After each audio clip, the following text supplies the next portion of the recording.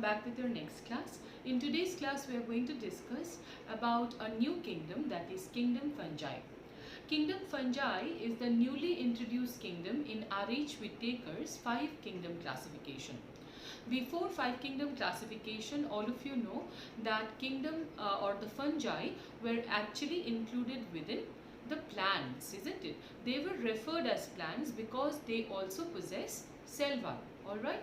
But then they have various distinct features which differentiates them from the plants. Mostly their heterotrophic nutrition. So keeping the heterotrophs with the plants which are marked by their autotrophic nutrition was not at all justified. And that's why R.H. Whittaker decided to separate the fungi from the plants and provided them a new kingdom. That's how in the 5 kingdom classification this new kingdom was added, that is the Kingdom Fungi. Alright. Now Kingdom Fungi is a very large kingdom of around approximately 1 lakh species of organisms present. Okay, 1 lakh species of fungi present. The fungi are mostly achlorophylous, means they do not possess chlorophyll. They are all heterotrophic, eukaryotic and thalloid organism. Thalloid means a plant body which is not differentiated into root, stem and leaves. Alright. They are mostly multicellular, but a few forms like yeast or syncytium may be unicellular as well. Okay. Now regarding the fungi, a very interesting fact is that fungi are cosmopolitan in their distribution, means they are found everywhere in air, water, soil, etc. Okay, they are found everywhere. Fine. That's why they are said to have cosmopolitan distribution. Also, the fungi possess a cell wall which is going to be made up of a very unique nitrogenous substance that's called N-acetyl glucosamine, which is commonly known as chitin or fungal cellulose. Alright, that is also a very specific feature of the fungi. Now, apart from that, do remember fungi also shows a lot of variety in their nutrition. They are mostly saprotrophic, means they feed on dead and decayed particles, but also they are parasitic and symbiotic. Okay. Now they can be parasitic. When I say this, do remember here that 90% of all infections caused in plants are caused by fungi. So the branch of science that deals with the fungal diseases would be termed as fungal pathology, and the branch of science that deals with the study of fungi as a whole is called mycology. So this section we are going to discuss mycology in details. So let us begin with some important general characteristics of fungi, which are as follows. First, they are cosmopolitan and occurs in air, water and soil and on animals and plants. Alright. Next, they are mostly terrestrial and prefers to grow in warm and humid places. So that's why fungi mostly are found in the most ideal habitat for fungi is moist soil rich in humus, because after all they would also require organic matter to survive, because they are going to be saprotrophs after all, right? That is, they feed on dead and decayed particles.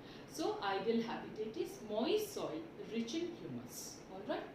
Now the body is mostly haploid and thalloid. Thalloid, I have already told you, a plant body not differentiated into root, stem and leaves. Okay. They are multicellular except yeast and syncytium, and fungal body is made up of thread-like structure called hyphae. Now look at this diagram here. Fungi are mostly spore-bearing organisms. Their reproduction mostly occurs by sporulation or spore formation. Okay. So suppose this is a fungal spore. Whenever a fungal spore germinates, usually in multicellular forms of fungi, a thread-like structure will arise out. Okay. A thread-like structure will arise out, a filamentous structure will arise out whenever a fungal spore will germinate, and this filamentous structure is called hyphae. Okay. Now see, hyphae will continuously show branching. Okay. Hyphae will show apical growth. So after reaching a particular stage, it will continuously form interconnections, or it will start dividing continuously, forming a network of hyphae. This network of hyphae or the crisscross that is formed by hyphae, that is together referred as mycelium. Okay, so a mass of interconnected hyphae is together referred as mycelium. Do remember, mycelium is only formed by multicellular fungi. It is not going to be formed by unicellular fungi like yeast. Is that clear? Fine.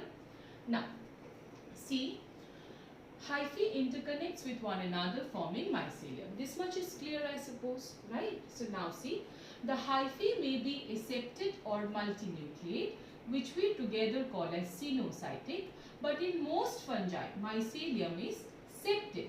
So in septate mycelium, individual cells may contain single nucleus or two nucleus. If single nucleus, we call it monokaryotic hyphae, or if two nuclei are present, we call it dikaryotic hyphae. Now, this thing will become clear from here. See, now that you know what is hyphae, see here types of hyphae. Hyphae can be of two types. One is aseptate, another is septate. First, let me tell you what is septate hyphae. Septate hyphae is the one which is divided into small chambers. Why? Because there is a cross wall. See, suppose this is the hyphae, and if I divide it into small rooms like this, then if I divide it into small rooms like this, how am I dividing it? By the formation of this cross wall, isn't it? This cross wall is called septa. So, a hyphae which bears septa is called septate hyphae, and a hyphae without any septa is called aseptate hyphae. A means without. Aseptate, without septa. So, aseptate hyphae. Okay. Now see, if there is a if the septa is concrete like this, without any gaps or cracks, if it is entire, in that case what will happen? Any material won't be able to move from one chamber to another. Will it be able to move? No, right? So that's why the septa are never entire. They always possess a minute gap in between, like this. They possess a gap in between. Okay? Understood this? They always possess a pore in between, so that communication can remain between from one chamber to another. Understood that? Clear? Now, in case of aseptate hyphae, there is no septa, but there is a continuously running cytoplasm and many nuclei present, isn't it? So, as if it is aseptate plus multinucleate condition. So, aseptate plus multinucleate is together referred by a single word, that is cenocytic. Understood? So, do remember, aseptate hyphae means hyphae without septa, where there is a continuously running cytoplasm with many nuclei. So, aseptate plus multinucleate is called cenocytic, and this is mostly found in lower fungi. Alright? Under fungal classification, you will learn about various types of fungi again. There you will get to know that some fungi are lower fungi, some are higher fungi. So, this is mostly found in the lower fungi. Now, moving to the septate hyphae. Septate hyphae means hyphae which has septa formation, and septa divides the hyphae into small chambers. Alright, so we call it septate hyphae, and septate hyphae is mostly the characteristics of higher fungi. Okay, it's mostly found in higher fungi. Rather, this septa, whether it's present or not, accordingly only we classify whether we should consider a fungi to be a lower or a higher fungi. Alright, understood this much? Now, do remember one important thing, that if in case you see that in a fungal septate hyphae, okay, septate hyphae, there is only one nucleus per chamber, we call it monokaryotic. Alright, and if in case you see that in a hyphae, in a septate hyphae, one chamber possesses two nuclei, then we call it dikaryotic hyphae. I hope this much is clear. Monokaryotic and dikaryotic, right? Fine. Where kary means nucleus. Okay, so monokaryotic, mono means one, kary means nucleus. So one nucleus per chamber, monokaryotic hyphae, and di means two, kary means nucleus. So two nuclei per chamber will be dikaryotic hyphae. This is clear, right? Now see types of septa. You have learned about types of hyphae. Now see, in case of septate hyphae, the septa can be of two types, simple septa and dolichopore septa. If the septa possesses a minute pore in the middle, we call it simple septa. But sometimes the minute pore remains surrounded by the barrel-shaped thickenings. These are barrel-shaped thickenings which surrounds the pore in the septa. We will call it dolichopore septa. So, simple septa is mostly found in Ascomycetes, a group of fungi, higher fungi. Whereas dolichopore septa is mostly found in Basidiomycetes, which is also another group under higher fungi. Higher fungi are of two types, Ascomycetes and Basidiomycetes. So, simple septa is mostly found in Ascomycetes, dolichopore septa is found in Basidiomycetes. That we'll discuss in details in the later part of the chapter, but as of now, just try to remember the example: simple septa, Ascomycetes, dolichopore septa, Basidiomycetes. Alright, this part is clear that when a fungal spore germinates, it gives rise to a filamentous structure called hyphae. Hyphae will continuously branch out, forming a network of hyphae, that's called mycelium. Types of hyphae: if the hyphae has continuously running cytoplasm with a multinucleate state, we call it aseptate and multinucleate cenocytic hyphae found in the lower fungi. And in case the hyphae has been divided into small chambers due to septa formation, we call it septate hyphae, and it is found in higher fungi. Now, in septate hyphae, if each chamber possesses one nucleus, then we will call it monokaryotic, whereas if it possesses two nuclei, we will call it dikaryotic hyphae. That much is clear.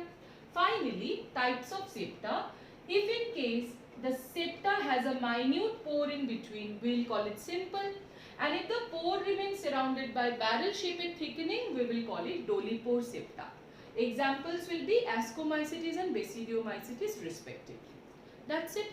Now, moving on to the next characteristics. The cell wall is made up of chitin or fungal cellulose, as I have already told you. Chemically, it is N-acetyl glucosamine. In a few fungi like Phytophthora or Pythium, the cell wall may be made up of cellulose as well. Next, reserve food material is oil and glycogen.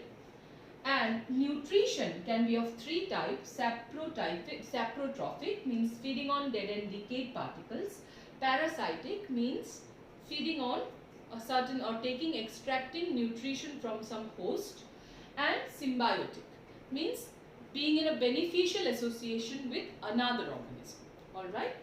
Now, last point is that there are two distinct phases in the life cycle of the fungi: vegetative and reproductive. In the vegetative phase, the fungi mostly remains in the form of mycelium, which remains hidden in the substratum. Say in the soil, it will remain hidden. So, there is no chance that in the vegetative phase, the fungi will be visible. Okay, so it will remain inconspicuous. But in the reproductive phase, the fungi will start forming certain fruiting bodies. Okay, the fruiting bodies will remain above the substratum.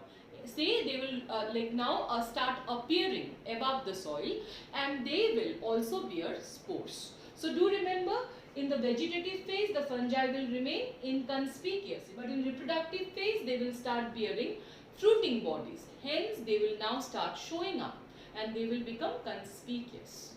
Alright, so this being the introduction regarding fungi. In the next class, we'll start with reproduction in fungi.